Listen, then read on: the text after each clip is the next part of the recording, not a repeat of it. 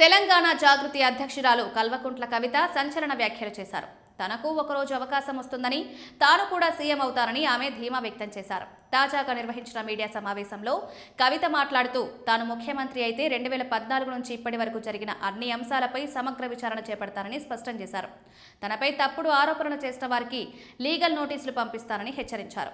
BRS నేతల అవినీతిపై ఇంకా పూర్తి వివరాలు బయట పెట్టలేదని, ఇప్పటి వరకు చెప్పింది కేవలం టాస్క్ మాత్రమేనని వ్యాఖ్యానించారు.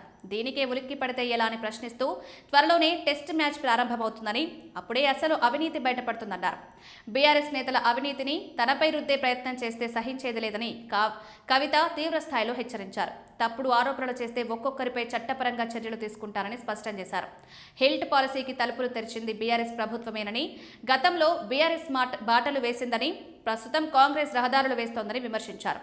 కేటీఆర్ హయాంలో అనేక చెరువులను ప్రైవేట్ బిల్డర్లకు డెవలప్మెంట్ కోసం అప్పగించారని కవిత ఆరోపించారు. అందులో భాగంగా ఉస్మాన్ కుంట చెరువును ప్రణీత్ బిల్డర్స్కు ఇచ్చారని, ఆ కంపెనీలో మాధవరం కృష్ణారావు కుమారుడు డైరెక్టర్గా ఉన్నారని పేర్కొన్నారు.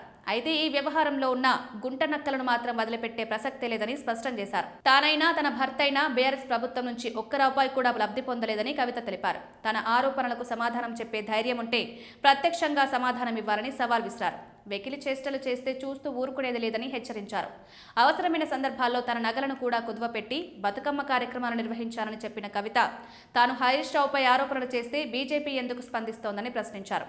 ఇది ఏ సంబంధమని నిలదీశారు. మొత్తంగా కవిత వ్యాఖ్యలు తెలంగాణ రాజకీయాల్లో మరోసారి తీవ్ర దుమారం రేపేలా ఉన్నాయని రాజకీయ వర్గాలు చర్చిస్తున్నాయి.